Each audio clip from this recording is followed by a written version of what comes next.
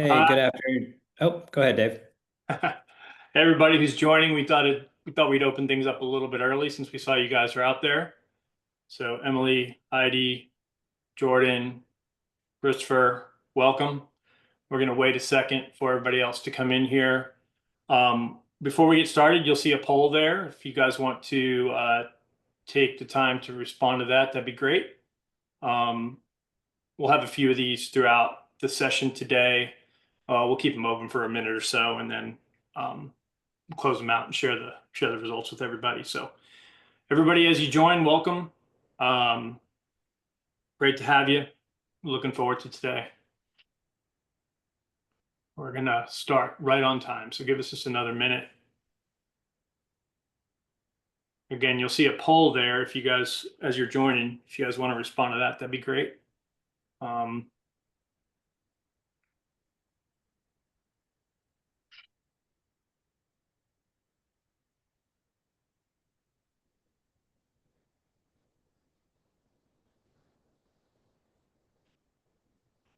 all right, starting Yeah, to what keep. do you think, Dave? Should we jump in?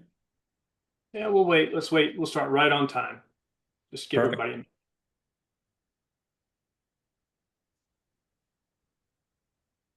All right, I got straight up one, Manish. So why don't we get going? And for those of you that are joining us, you'll see the poll there. Manish will start us off here. But if you'll answer the poll, that'd be great, and we'll share the results of that poll. There'll be a few throughout the session today. We usually keep them up a minute or so, and then we'll show you guys results. So with that, Manish, you want to get us going? Yeah, you bet. Thanks, Dave. So, welcome everyone to the Aleda AI Advantage Unifying Marketing and Sales webinar. I'm joined by, as you have already met, Dave Jimenez, my partner in crime on the sales side, and we are excited to jump into a full agenda. So, we'll go through brief intros, Dave and myself. I'll give a one page on an Aleda overview and talk about some stats and trends, specifically AI when it comes to sales and marketing. I'll pass it over to Dave, who will go over and provide some highlights of our AI Accelerator platform, and then we'll jump right into the demo. We've got a couple of demos prepared. We've got a B2B demo and a B2C demo. Comments are turned off. However, you can ask questions. So I'd like to encourage everyone to ask questions. I've got Mackenzie and Rami on from the marketing team. They'll be monitoring the questions and putting up polls throughout. And Dave and I will definitely take questions as they come in. And as you can see on the agenda, we've got some time towards the end to field any remaining ones as well as some wrap up. So with that, I will hand it over to Dave to do a brief intro. Dave, tell the group about yourself. Yeah, thanks, Manish. Hey, everybody. I'm Dave Jimenez. I'm the head of growth here at Aleda. First of all, thanks for joining today. I'm pretty stoked about showing you how my friend and colleague Manish and I leverage our AI accelerator solution to work towards a strong growth trajectory here at Aleda. As a recovering consultant and a tech guy at my core, having spent about a third of my career in the field delivering technology solutions around the globe, the promise of AI and the opportunities AI have kind of provided us have been exciting for me. And hopefully today you'll be excited to see some of the solutions that we put together as a part of this accelerator. So with that, I'll let Manish introduce himself and we'll keep going. Great. Thanks, Dave. So my name is Manish Lemay, Senior Vice President of Marketing and Brand Strategy here at Aleda. I've been in the business of consulting for over 30 years, huge advocate of design thinking and building high-performing teams, and just excited to spend the next roughly 60 minutes with everyone to talk about how Dave and I have used our internal AI platform to move the business forward and work together when it comes to sales and marketing. So enjoy marathons, love spending time with my kids and watching them compete and win. And as you'll see later, I'm a fan of all things coffee. So with that, I will jump in and give you all just a brief overview of the firm before we jump into some stats. So Aleda is an AI consulting firm. We build digital products for clients. We provide services for those clients. You can see those listed on the left. AI is the one we're going to talk about today, specifically custom AI solutions and how we use our AI accelerator platform, but we do a lot more. We've got a group of folks that specialize in strategy and user experience, technology and cloud, and data and insights. We're almost 9 years old. Actually, it'll be this Friday that we celebrate our 9-year anniversary. We're on 4 continents with over 300 consultants and give 1% of our net income back to local communities. Some stats, which we're going to throw up another poll right now because we are curious to know if you're seeing or experiencing the same thing. From a marketing standpoint, as you can read by the headline, AI is powering a new era in marketing. Most organizations are still experimenting, though, to find out what works. And as we put these slides together, I thought these two stats were pretty interesting. They draw a nice sort of juxtaposition between, yes, 90% of companies are implementing plan to implement AI. However, only 30% of marketing teams are getting significant value from their AI investment. And the biggest challenges, according to this research stat, are lack of clear starting points and practical examples. And that's what Dave and I are here to show you. What are some starting points? What are some practical examples that you can take away and implement in your particular businesses? Also, from a sales perspective, again, lots of adoption. You can see in that first stat, sales teams are using AI now more than ever, from 24% in 2023 to 43% in 24. 61% of sales professionals believe Gen AI can help them. But based on the Salesforce stat below, only about a third of those teams are getting have a real clear strategy on how do I integrate Gen AI into this sales process. And Dave's got some really fun examples. There's one in particular from a coaching perspective that I'm excited to have him show you around just where do I get started? How do I get through that barrier of adoption so that we're able to utilize an AI solution to help drive sales forward. So with that, I will hand it over to Dave to go through the platform highlights for our AI accelerator. Yeah, thanks, Manish. So the AI accelerator you'll see in a moment, it's undeniably powerful. So we'll go through the demo in a minute, and you'll see some examples of that, and we'll get into the features and all of those things. But I think it's important to frame out, like, how do we even get here? Aleda is a consulting firm. What's the deal? Like, since when do consulting firms have products? Those kinds of things. Why do we build this?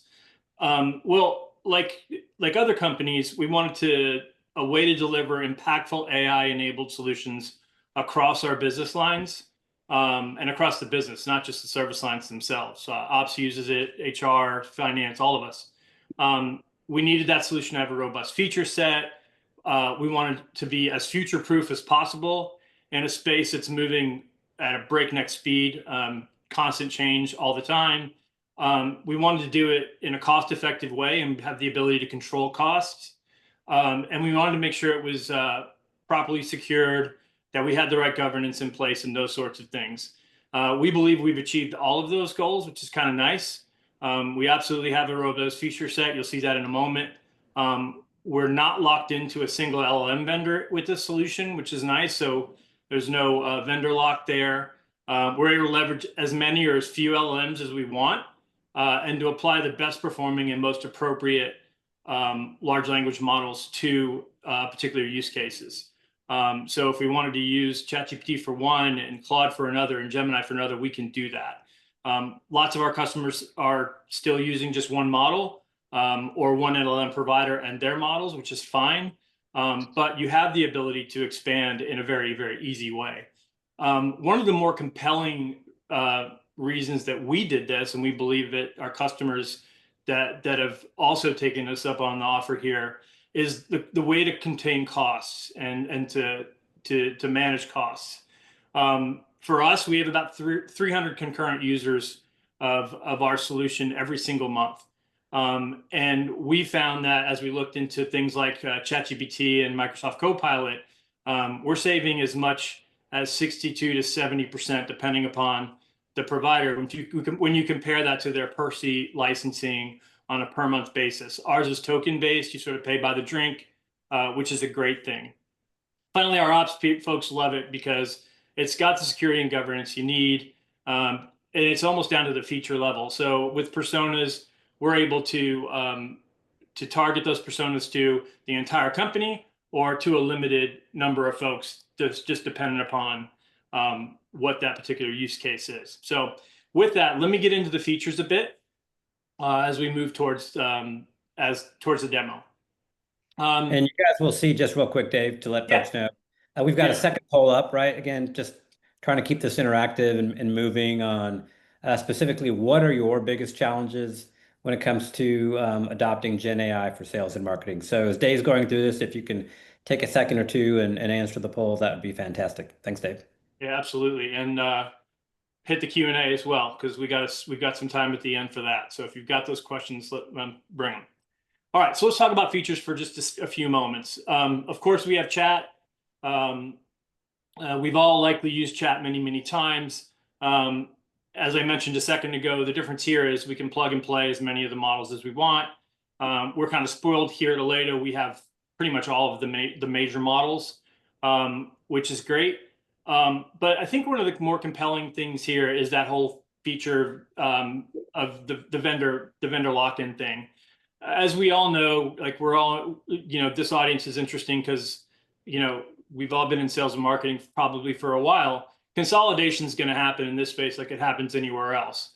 Well, as these model providers consolidate, you're not going to be faced with a redeployment of the solution, with retraining your people. Change is hard. People don't like it. If you've got a single face that you're able to plug and play different models into, that's actually a good thing and could actually keep user adoption high and cost of change very, very low. The next thing I want to discuss are personas. Personas are very powerful. You will see many examples of those today. All three of the things that I will demonstrate to you later are built on personas. Think of personas like agents. Very powerful. We use them to do everything from specific knowledge work like deep research, automate and streamline business processes, drive high performance throughout the organization through automation. They're able to be built by anyone and deployed to a few users or across the organization, whatever is appropriate. When I say they're able to be built by anyone, like I mean that, right? So you'll see many of these personas I myself have created. I'm not a deeply technical guy. I haven't written code in 20 years. Don't tell anybody I ever wrote code because I might find myself writing it again. But anyone can build this, to build these personas with a little bit of knowledge and a little bit of help and a little bit of good prompting. You can get yourself there and you can build some really robust solutions. So you'll see representative examples of personas in a minute. But this is a very, very, very, very important feature of the solution. The next thing I want to talk about is the prompt library. It's brilliant in its simplicity. We're able to save commonly used prompts into the library and then play them directly from our chat. So if you start a chat window and you have a prompt saved in the prompt library, you can call that directly in the chat window. It'll pop that frequently used prompt into the chat, and you're set off to the races, right? If you're anything like me, you're a little bit disheveled and disorganized. Before you had a prompt library, you might have a bunch of prompts that you like, and you're saving them in Word docs or Apple Notes or wherever. You're having to copy paste them in. You have to remember where you put them. With the prompt library, you don't have to do that. So very simple thing, but very powerful thing as well, because it's right there where you need it when you need it. The final couple of features I want to talk about are data products and extensions. Incredibly powerful. Data products allow you to plug in your data sources to the accelerator. So you can consume data that you're using in your enterprise into chats, have it call those data sources, and then use them and pull data from those sources. So for example, for us, we keep most of our stuff on SharePoint. We have a data product for SharePoint that we use all the time. One of the things I'll show you today is going to use that when I show you the research persona that I built. It will actually use that to see if we have case studies on our SharePoint site that are relevant to the research that I've asked them to do. So stay tuned for that. The other thing we have are extensions. Extensions are ways to tap into third-party solutions or external SaaS-based solutions. Examples for this might be HubSpot. For us, we use HubSpot. So we have connections to HubSpot. We have a customer on this. We're connecting to Salesforce. So we're able to tap into those solutions while maintaining the right level of data access controls throughout. So you're not exposing data from those third-party solutions that people don't have access to otherwise, which is kind of great. So with that, that's enough talking, at least for me. Let's get into the demo. I'm going to kick this thing back over to Manish, and he's going to tee that up and get us going with the demo. Thanks, Dave. Real quick, I thought we would share the results of our first two questions, so I can do that. Hopefully they show up. This is the result set from our first question. Hopefully you all can see this. So for those of you that had an opportunity to answer this one, it was, how would you describe your current experience with Gen AI? And you can see roughly a third of y'all are just getting started, another third have some Gen AI in production, and then most everyone else is experimenting or maybe not using it. And we've got a few experts out there, which is consistent with what we've seen based on conversations we've had with customers. So that's fantastic. It's in use. Let me get the second one set up here, and we can go and look at that one. So let me show the results here. So this one was, what are your biggest challenges with adopting Gen AI for sales and marketing? Not sure where to start. Again, totally get that, which was consistent with some of the research I presented earlier. Lack of internal expertise. As Dave mentioned, what you're about to see are prompts that both he and I created, as well as personas, and we are not technology experts. Similar to Dave, I haven't written a line of code in probably over 20 years. And that's just not my forte, so to speak. So despite that, we're able to put these prompts together that we're about to show you in the demo. Data quality and integration, totally get it. It's a challenge. We've got those challenges as well, and that kind of goes back to some of our data services, so that makes sense. Proving ROI can be really tough. Dave mentioned, if y'all caught it when he went through the platform overview, that our platform, which provides a number of different opportunities and models, not just one, say like a Chat GPT or Copilot, has a pretty strong ROI business case behind it in terms of just real spend that you can translate into dollars. And then finally, adoption, which is tough. So totally get it. As we go through the demo, please ask questions. Mackenzie will stop us down where it makes sense to answer those. And again, we'll have time at the end. And with that, I'm going to stop sharing the PowerPoint, and then I'm going to jump over to our demo environment.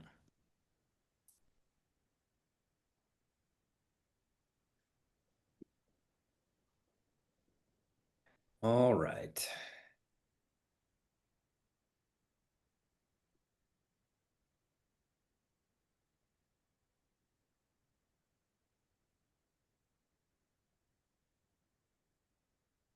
Okay, hopefully y'all are now seeing the Aleda AI Accelerator. I'll point out a couple of things real quick before I jump into that. You know what? I did not even set up the first demo. Let's go back. Sorry about that, folks. All right, real quick, what are we going to demo? That might be good to know. The first one is a B2B ABM campaign demo. And if you recall my love of coffee, we're going to target Starbucks.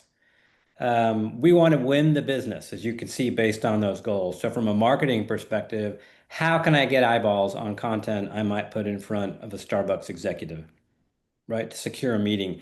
How can Dave, when I pass it over to him, demonstrate industry expertise as he prepares to meet with Starbucks? And ultimately, what are we going to do to win the business? So for us, when we think about the process and how we leverage our AI platform, we go through these steps.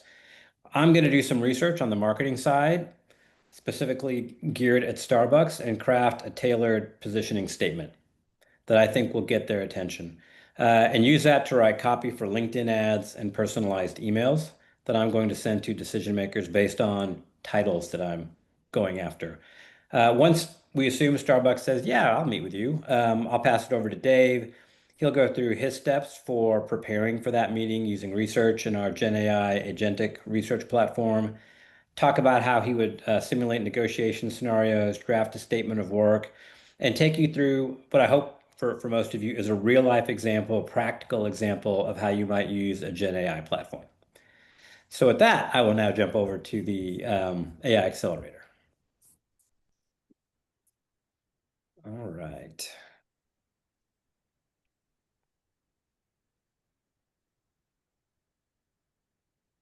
Okay, hopefully y'all can see the AI accelerator. If you can't, please just even in the questions, just drop a note and we'll make sure that shows up. So similar to what I think most of you, if you use the Chat GPT or Claude or maybe even Gemini, when you hit the platform, you're automatically able to start chatting and going in and conversing with the Gen AI model, in this case, Sonnet 3.7. So I'll point out a couple of things real quick before I jump in, just to piggyback off of what Dave mentioned. As he talked about, we've got a lot of models to pick from. And if you've got experience, some of you do, advanced experience using AI, you'll know that certain models are better at specific use cases versus others. They're more analytical, they're better at writing copy or content, which I've experienced from a marketing standpoint. And our platform gives you the opportunity to converse with multiple models. These are the personas right behind this little mask. I'm going to pick one in a minute here to get started, which is our campaign hero persona. But this is where Dave and I will go store prompts in the form of a persona and make them available to others within the firm.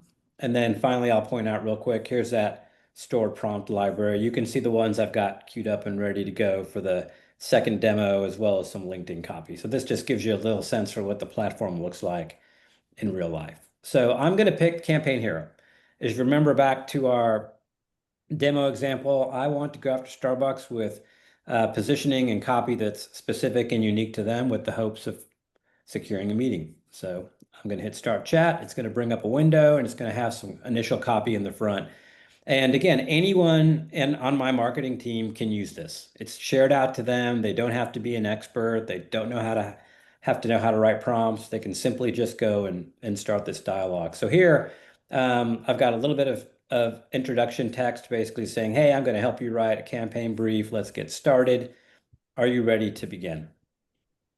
So I simply type yes, and I've got a reasoning model enabled. You'll see up here on the top left, the Claude Sonnet Thinking 3.7. So it's going to go through and kind of show us what it's doing behind the scenes, just to give you a sense. So question one is there a service name? So I want to talk about our AI accelerator with Starbucks. And I've saved off some of the copy I'm going to use to the side here. So I'm just going to cut and paste it in. So again, it's prompting me, right? Can you give me a description of this service? Sure. So you'll see I've cut and pasted in how I would describe the AI accelerator. It's done some reasoning, right? It's come back and said, great, who are you going after? What are your target personas? In my case, I've got a whole bunch of titles that I want to go after because I'm hoping again to make a connection with just one of these roles that might lead to a meeting. So I paste that in, and if you look at the list of roles and how the AI is interpreting those, you'll see, right? Oh, you're going after tech leaders and data folks, because to me, those individuals are probably the most likely to go and spend time learning about this AI accelerator. From a campaign perspective, I'm sure most of you are familiar with ABM. I have an opportunity here to tell my AI, do I want to do one-to-one, one-to-few, or one-to-many? ABM is tough. It takes a lot of time, and to be honest, if I didn't have a platform like this, I probably couldn't do anything highly specialized, just given the amount of energy and effort it takes to do something that might be one-to-one or one-to-few. But in this case, I'm going to do one-to-one because I want to win Starbucks. And luckily, I've got a platform that will go out and do research on my behalf and on behalf of the team. There's a few more questions like the industry. Again, I can say none if I want to skip all of this and leave it wide open, but I want to get as specific as I can because I'm doing ABM. So I'm saying retail food and beverage, premier roaster, right? Specialty coffee companies. I'm going to add a little to this like Starbucks. So it takes that in. Says, okay, got it. You want to go after retail food and bev, similar to Starbucks.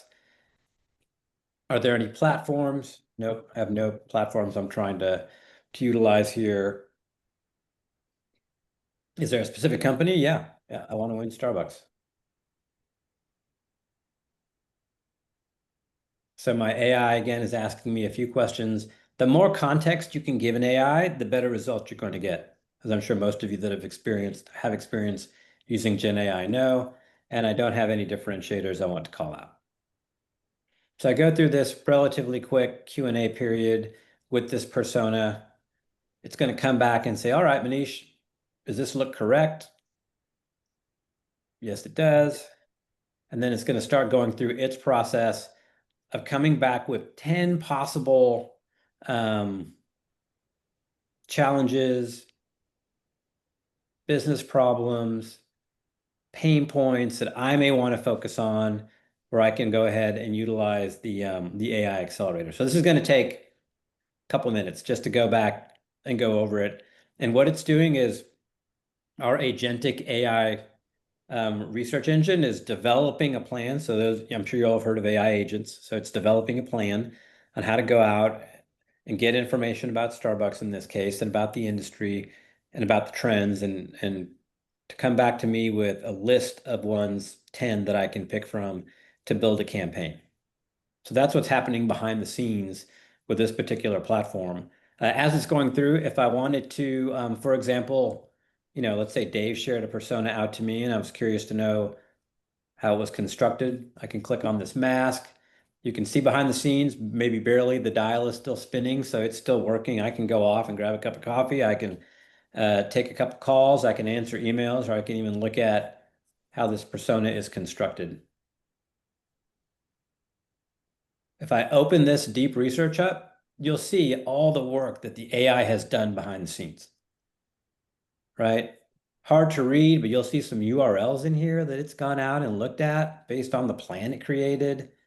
You'll see mention of Deep Brew, which I happen to, having done this a few times, know is Starbucks's AI engine, and it's now come back with some examples of where I could focus. So just as a data point, right? If I were to go out and try and do this, right? If I said, Mac and Rami, go come up with 10 potential campaign ideas and do deep research and organize them into different categories, this would take weeks.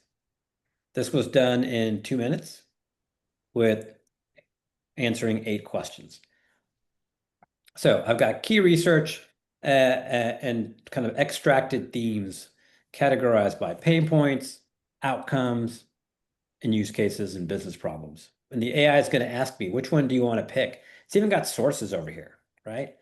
If I look at these and go, man, these are interesting, wow, brand dilution and oversaturation. Maybe my AI can help with that if that's something Starbucks is worried about. Um, right? Rapid expansion led to operational issues. Maybe my AI can help with that particular challenge or pain point. So Dave, I'm putting you on the spot. Is there anything here on this list where you'd say, yeah, I feel like we want to double click into that and learn a little bit more about that pain point or challenge, especially with your sales hat on, right? That you think you might have a good story. Data driven product innovation is right in our warehouse. Yeah. Manish, that's the first one that stuck out to me. Yeah. I mean, that's number 5, right? That's the outcome. This particular approach needs a couple more, so I'm just going to pick one, but we're going to hang out on 5 when we get the results back and just see what we get. I'm going to pick number 1 too, just for illustrative purposes. So now it's going to go through and say, all right, I'm going to spend some additional time and develop detailed positioning around those 5. Or sorry, those 3, and come back to you with the list. And in particular, I'm going to take the product description, which is very generic, and I'm going to match it against the desired outcome, and I'm going to change it so that the copy is now positioned towards that particular outcome or pain point or business problem. So hopefully y'all can see this. Right, data-driven product innovation is the one we're going to spend time on. If I were to try and position my AI accelerator platform to support the desired outcome of data-driven product innovation, you can see the platform has come up with some potential copy, right? The AI accelerator is robust. It can do image analysis. It can help Starbucks analyze vast amounts of customer feedback in order to drive innovation. What's different? We've got lots of models, right? Dave mentioned that at the beginning. OpenAI, Anthropic, AWS, Google, Gemini, that we might be able to leverage. And then here's some insights to really help provide a proof point on how AI-driven insights can lead to better product launches, potentially for Starbucks. So I like all of these, but in particular, I'm really like number five. I feel like if I keep going with it, I'll be able to come up with some better messaging that I can use in ads and in emails. Hopefully, this is all making sense to everybody. Again, if you've got questions, feel free to drop them in. I'm going to say, yes, this looks right. And then it's going to come back and ask me, it might develop some additional content around these, but it's ultimately going to ask me to pick one to write bottom of the funnel, mid funnel, and top of funnel copy for. So if you're like us, you find buyers at different points in the journey. You're going to have some that are ready to make an immediate decision, and they're going to be your bottom of funnel buyers, and obviously they're the best. If you can get in front of them at the right time, with the right content, and engage a level of interest, you have an opportunity to meet with them and win the business. You're going to have mid-funnel potential prospects or customers who are interested in looking, and then you've got top of the funnel that are more exploratory and really aren't necessarily ready to move, but that's your opportunity to build brand equity and kind of enlarge your presence with a broader audience. So I'm going to scroll up here and just show you what we got back. So now I've got these robust, what we call positioning chains for those three that I picked. What's the pain point for operational excellence through AI? What are the challenges that Starbucks might be trying to meet? What are the business problem? How do I frame that in a use case, right? So you can see we've got these for all of them. Data-driven product innovation is number two. So if I scroll down to number two, again, you'll see similar content here. I'm going to pick number two, and it's going to create what I ultimately want, which is copy for mid, top, and bottom of funnel. So this entire process of pick an account, right? So imagine I'm sitting down with Dave and his sellers, and we've got target accounts like all organizations, and we're picking the ones we want to go after. And he's like, "Great, Manish, I need your team to come up with content that's specialized and specific and tailored to these accounts that we can put in emails that my sellers can use on LinkedIn to try and make connections that we might even put on a landing page from a multi-channel perspective." And Dave might have half dozen sellers. I mean, some of you have really big teams. I can use this to create specialized messaging for them and for the marketing team in minutes. All I have to do is plug in another account and give it a few statistics. On top of that, I can share this to the sales team. If they want to go do it themselves, great, right? That's the collaborative nature of this platform and unifying the two organizations. So you'll see real quick, I've got, again, right, bottom of funnel, people that are in the decision stage. What can I put in front of them? Well, they tend to be interested in outcomes. So I'm going to hit them with outcomes and copy that's specific to outcomes. Maybe you're mid funnel, right? Maybe your buyers tend to be more in that segment. Maybe it's a seasonality thing and that's where they're at. That might be more use case driven. So I'm going to lead with the use case. If they're top of funnel, maybe they have a pain point, right? Pain point they're feeling right now.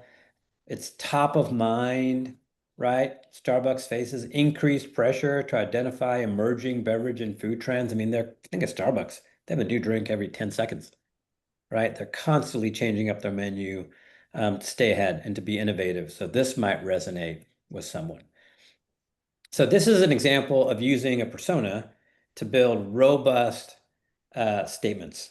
I'm going to do one more thing, and then I'm going to actually hand it over to Dave. I'm going to skip over the email just so I can make sure he's got enough time to go over the sales piece.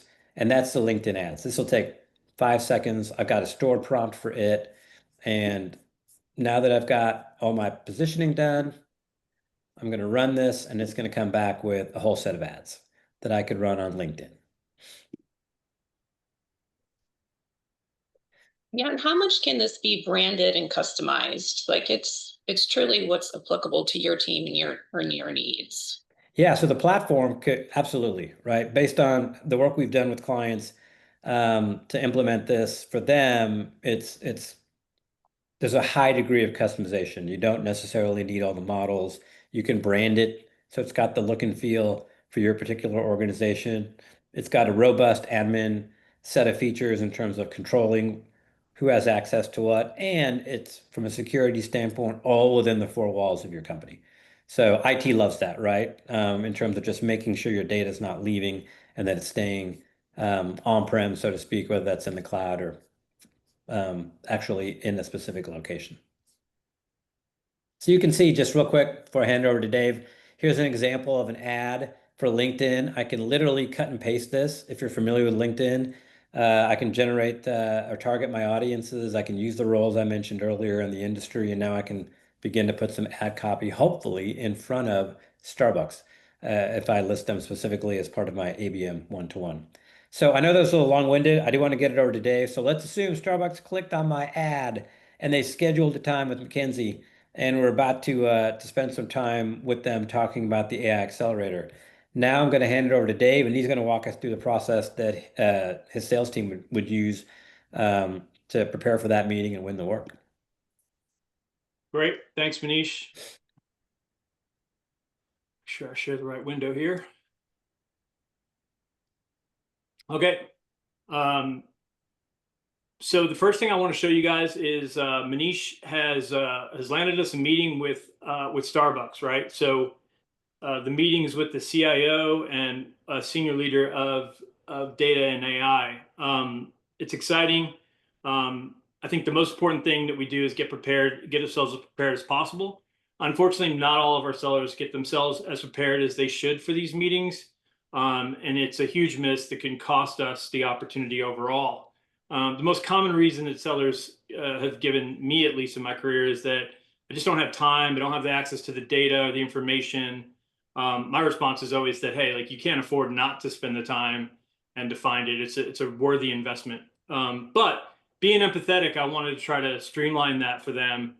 So I created this persona, this agent called Sherlock, which helps with this. And so I'm gonna start the chat with Sherlock here.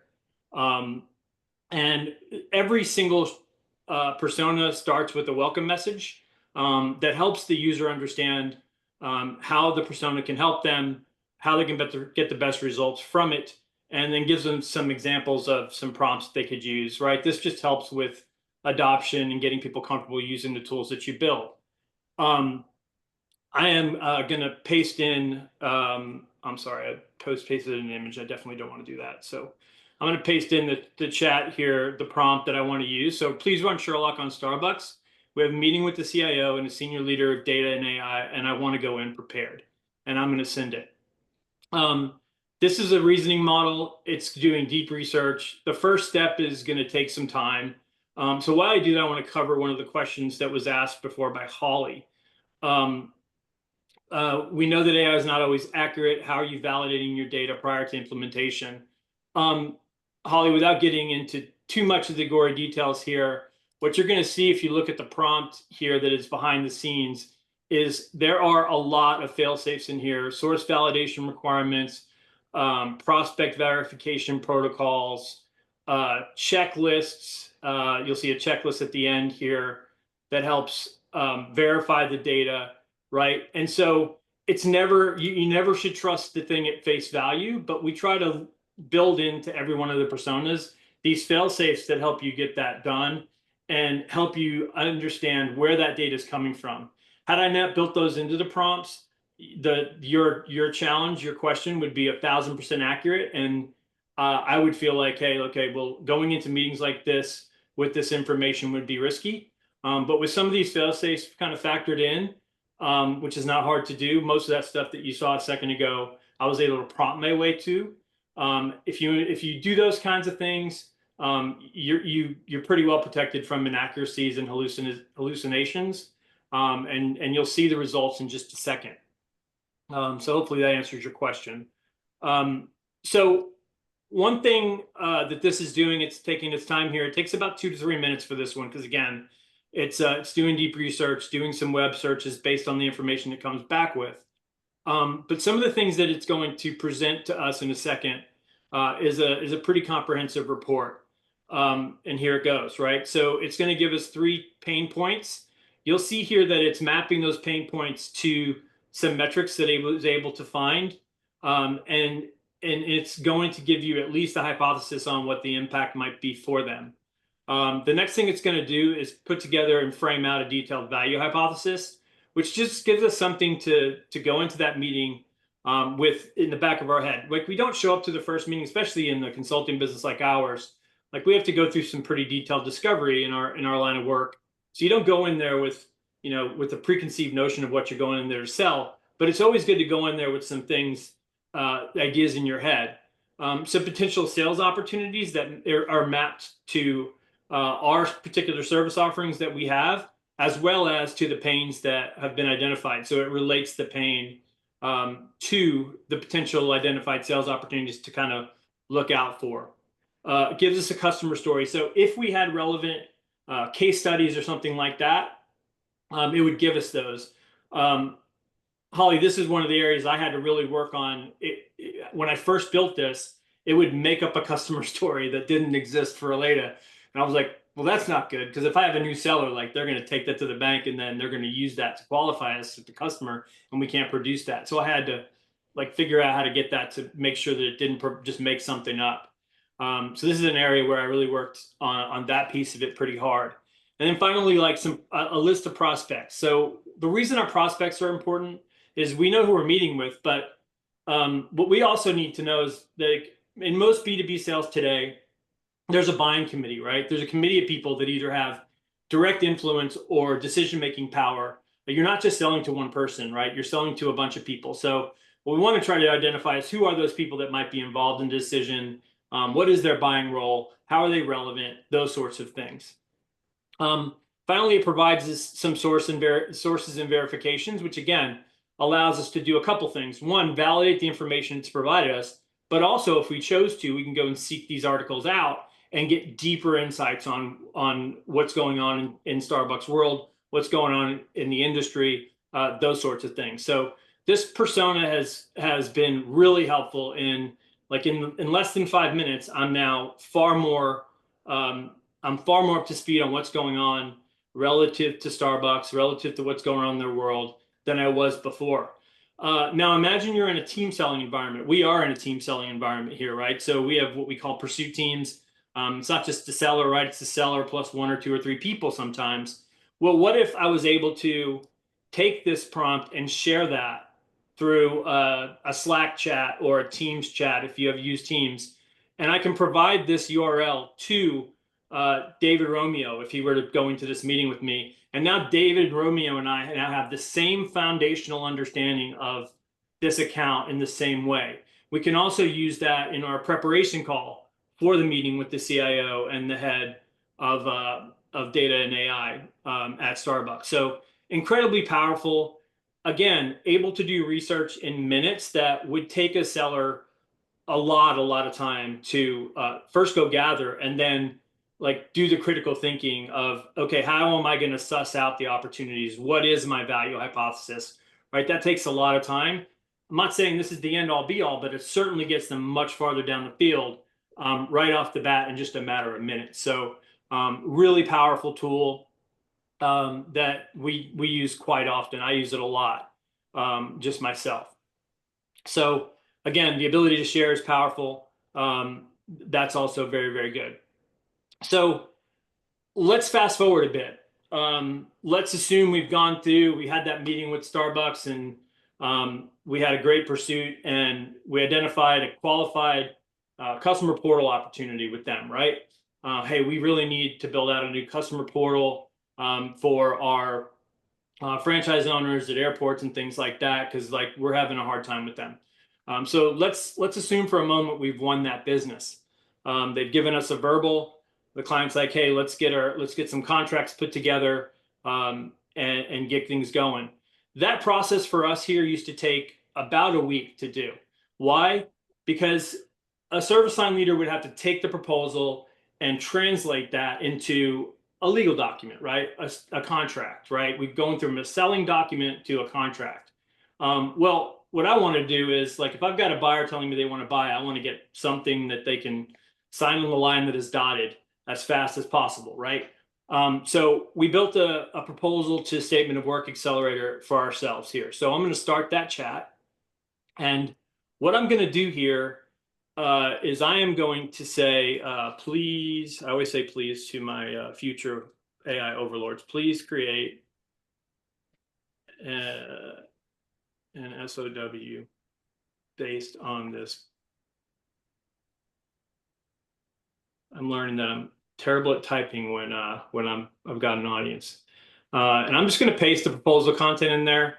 In our demo environment, we don't have this connected to anything, so I'm just going to paste it in there just for purposes of demonstration. And what you're going to see is, in literally a minute to a minute and a half, I am going to have a statement of work converted from my proposal content to my statement of work template, right? So I'm the seller, and I'm able to get myself 80 to 85% down the path of getting a signed a document that the client can sign in their hands. So I'm now turning a service line leader into an editor versus an author, which is super powerful, right? So you'll see it's taking our statement of work template and it's taking that information from a selling document, selling language, to a contract document, legal language, right? So all that information's here. You can see it goes all the way to the end. If I go all the way to the top, by the way, and I click this document button here, you'll see that it'll download that document, right? And so what I've done is, that's on my local machine. I want to stop sharing. So it's essentially turned that into a Word document. I've done some formatting, reformatting, right? It's not as pretty when it comes out like this, but you can see that literally in a few minutes, even with the formatting changes, I can have a statement of work document ready for my business service line leader to review and approve, and then forward over to my my operations contracts folks to approve. Again, streamlining something from a week, call it a 5 to 7 days, to a couple of days, is super powerful for us. And again, it puts it in the hands of the seller versus their dependency on a sales pursuit team member. So super powerful stuff. Finally, the last thing I want to show you guys is, so I've showed you a research use case. I've showed you a workflow efficiency use case. The final use case I want to show you is a role play, right? So a sales enablement use case. I am not going to run this in real time because this is a back and forth. You guys know what role plays are if you've been in sales, right? They're literally, it's a 30-minute session of back and forth dialogue, right? So what this is doing, I'm going to scroll all the way to the top. And what this is doing is it's going to ask me for a negotiation scenario that I am currently in, right? And I'm going to give it a scenario whereby I, the VP of growth, are going into a conversation with HubSpot about potentially upgrading from a pro license to an enterprise license, which, by the way, this is like a real scenario for us like a year ago. But I wanted to kind of use it as a test case, right? To put myself on the other side of the equation. Role plays are so very valuable. According to Sales Readiness Group, consistent and rigorous role plays can make sellers 57% more likely to hit quota. Salesforce has put out a report that says 87% of sellers feel more confident after role plays, which I don't think is deniable. And then HubSpot says that role plays can impact win rates as much as 30%. So it's great. With this role play, I'm essentially saying, I think I need to buy an enterprise license. I'm about to talk to HubSpot. Help me think through that negotiation process, right? I can feed it any negotiation scenario I wish. I'm not going to give you the details of every single step of this process, but I will take you through it step by step so you can see what it's doing. So the first thing it's doing is, you'll notice right off the bat, it is taking the way that I described the scenario, whether I knew it or not, and it's already analyzing how I'm thinking about this, just by way of the way I'm positioning. And it's telling me that I have some weaknesses already in the way that I'm describing this deal, right? And it's asking me for more detailed information, right? So in order to create the simulation, I need some more information, right? Give me that information. So I feed it that information. I tell it, again, like the areas I need help with, what's justification for doing the upgrade, what my spend is, how many licenses I need, those kinds of things. And then it further analyzes that language I'm using, and it tells me what my weaknesses are that are identified, and gives me some recommendations. So this is my baseline of recommendations. This is my first learning from the role play before the role play even begins. So just like a coach might do, right? It's proactive about, hey, here's the way you've been talking about this. You need to shift your mindset into these different ways, and right, it gives me some tactics to follow. And then he starts the simulation, right? And so we go through the simulation. It walks me through the process. And in the back of my head, as I respond, I'm keeping those tactics from above and those recommendations in my head. And I'm going to go back and forth through the simulation. And with each step, it's going to evaluate and give me an analysis of how I'm thinking through things, right? It is saying, hey, you've done a better job here on the first step. Here's why you've done a good job, right? Here's some things to consider. If I didn't, it would tell me that. And by the way, this is where this is told to be like, you need to be very candid and almost brutal in your responses. If somebody's not going to doing a good job, you should tell them. It continues the simulation. So it is the rep at HubSpot, and I am still the buyer, right? So it asks me for more information. I give it that information, but again, I've got the tactics in my head. I know I'm being evaluated, so I'm going through the role play as I would if it were me and one of my sellers in real time. The difference is this is always on and always available, and a seller can run through this without any like feeling weird about like, oh, Dave's going to be evaluating me in some way. Like the AI doesn't care about that. So you can go through this 50 times if you want to hone those skills. We continue back and forth, right? Again, you can read this as I go through it. I'm going to scroll slowly, but I don't want to take a lot of time here. It's going to go through a couple more steps, asking me some more questions, challenging me with another scenario. It's asking me to give me a response. It's every step of the way and analyzing my response, right? And then continuing the simulation throughout. It finally ends with, I'm going to scroll to the end here. And it finally ends with a summary of the analysis. Sorry, lost my spot. I wasn't going far enough. So here's the debrief. So it gives you a debrief at the end, words you right through it. If you wanted to go through this scenario again, you can literally prompt the thing to take you through it again, right? So if you want to repeat it or give it another scenario, you could do that. So incredibly powerful. Imagine the role plays that you can build, right? Discovery call role plays, value prop, solution pitches, objection handlings are common, closing, account reviews, upsell, cross sells. There's all sorts of role plays you can build that as a sales leader, for you sales leaders on the call, it gives you scale, right? It gives you things to put in the hands of your sellers to say, hey, like you can be better. Here's things you can do on your own, and they have no excuse but to not use them. So those are my demos. With that said, Manish, I'm going to hand things off to you and let us continue through here. Yeah, sounds great. Thanks, Dave. So let me jump back to our presentation.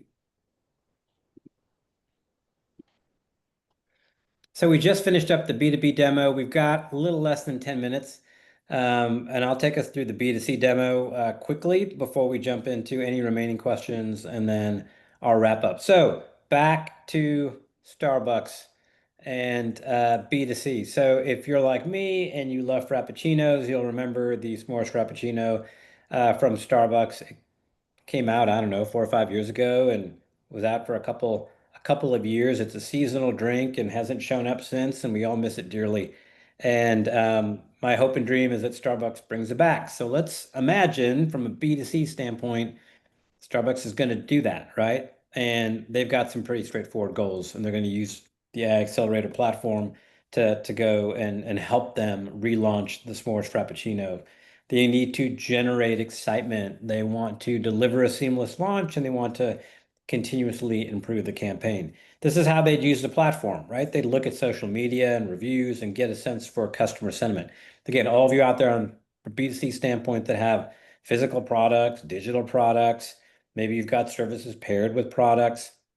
You're all interested in, customer sentiment and being able to measure that. So I'll show you the results of a prompt that does that. Then, okay, what's a campaign I can put together that's multi-channel? What's some copy I can write that's engaging? And then I'm going to flip to, from a sales standpoint, how do I drive more people into a specific location?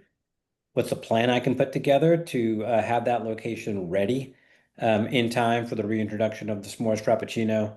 And how do I do that using the AI platform? So with that, I'm going to jump back over and show you the prompts for that. So give me 1 second.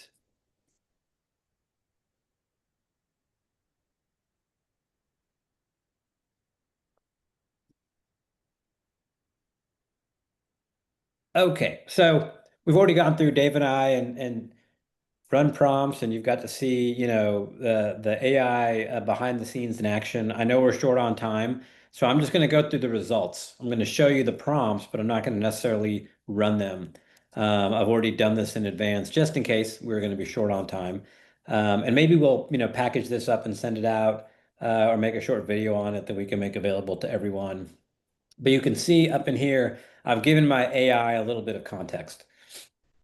Hey, you're a Starbucks AI marketing assistant. You're going to help me relaunch the S'mores Frappuccino. I'm going to give you some prompts to get started. And again, we've got a reasoning engine. I'm using Claude 3.7, but what's great about this platform is if I wanted to switch to a different model right now, I could. And you can see I've got quite a few to pick from. I ask it to go do some deep research for me and come back with results from 1,000 different posts. I'm being really specific on Facebook and Instagram and TikTok. And again, you'll see that it comes back with overall sentiment, highly nostalgic, strong anticipation. Why hasn't it come back? But baristas aren't necessarily huge fans. So I'm getting a lot of information quickly. I've even got a link to an Instagram post that's kind of fun. It's a barista making a s'mores frap because people are asking for it, but it's not actually available. I want to get some campaign information. So now I tell it, right, use those outputs, create a bulleted list campaign for me. That's going to go through the same thing. Here's maybe a social media strategy with some timing around it. How do I hit my loyalty group, right? I mean, Starbucks has a great app. How do I take advantage of the fact that, there are millions of folks that are currently using it to announce the return of the s'mores Frappuccino? Maybe I do some LTOs or deals, right? And then obviously the website, right? Everyone's got a web presence. How do I drive traffic to it? If you sell, if you do commerce online, this would be another great example of just how do you drive people to that channel so that they're buying your products and services. And again, you can kind of see just the AI with these prompts, right? Put together some copy, coming back with potential copy I could use on Instagram, on TikTok, pick your social platform, maybe in-app notifications. And this very last piece is then pivoting over to more of a sales role. I'm the VP of Retail Ops. This Rainier Beach Starbucks turns out has some issues, and I really want to drive traffic to it and make sure it's ready to go in time for the S'mores Frappuccino launch. So I give it that context, and I'll just go to the bottom where the AI now has given me a very detailed 2-week action plan, right? What am I going to do to make sure this store is ready? It's a day by day. I'm going to assess the team. I'm going to make sure they know the recipe. I'm going to make sure that we're being efficient, right? Week 2, I'm doing some refinement and implementation. I'm making sure my tech is good. And then some ongoing elements that I'm going to be monitoring throughout that particular campaign. So I know I flew through that one. Again, we can totally make this one available to folks where I can spend a little bit more time and do a little deeper dive into it. But let me jump back to the deck and really to the wrap up here before we let you all go. Yeah, Mac, did we get all the questions answered? I think we did in the Q&A chat just before we do the wrap up. We got all but one. Okay. Probably the most burning question in the room is what are the benefits of using the AI accelerator over ChatGPT or other LLMs? Yeah, so I think there's a few. One, we ChatGPT just launched their agent builder. So they have that. We've had that in the platform for a while. Probably the biggest ones are the abstraction of the data. So it runs in your cloud and your environment. You're not sending that information over to directly to ChatGPT. You need that level of abstraction in many cases. We have contractual obligations from our clients to protect that information. So that's one reason, is that the security and governance aspect of it. I mentioned the costs earlier. I would definitely consider that to be a pretty big one. I mentioned the vendor lock-in. Again, I'm not anti-ChatGPT. We use it, right? But we have the ability to use it in this platform. Pay by the use versus individual licensing. So those are just some of the reasons why I would say you would look at something like this versus just a single vendor model provider. Any other questions, Mac, or is that it? I just want to make sure we get them. If not, we can also follow up on via email on questions if there are any open ones. Yeah. Okay, so as we wrap up here, guys, first of all, thank you again for the time. I really appreciate it. We had as many as 45 people on this call. That's great. We're going to send you a post webinar survey. Please give us feedback, raw and real. I'm an honesty, candor, and respect guy, so you're not going to hurt our feelings. If we did a good job on something, tell us that. If we didn't, tell us that too. And next time we'll get better, because that's what we're after. Be on the lookout for an email. We've got a marketing sales Gen AI playbook that's pretty valuable. We're going to send that out to everybody, as well as a link to the recording. If you're interested in having deeper discussions about any of these things, if you want to chat with us about potential areas where we can, that you'd like advice even on ways to solve these problems, whether with the accelerator or outside of it, you have use cases you're considering that you're not sure about, if you click the QR code, click the link, schedule a meeting, we're happy to have that conversation and provide you with some an analysis of that and some feedback on how you might solve those challenges that you've got, how to solution them, those sorts of things. So, choose your own adventure here, but we encourage you to at least give us the survey. Look out for the email, watch the recording, and if you've got any questions, please do reach out to us. Manish and I are, we mean it when we say we're here to serve. We live in your world every single day. We built these solutions ourselves, so we're very close to it. So we can likely get you pretty far down the path of solving some of these problems. So with that, on behalf of myself and Manish and the marketing team, thank you guys. Appreciate it.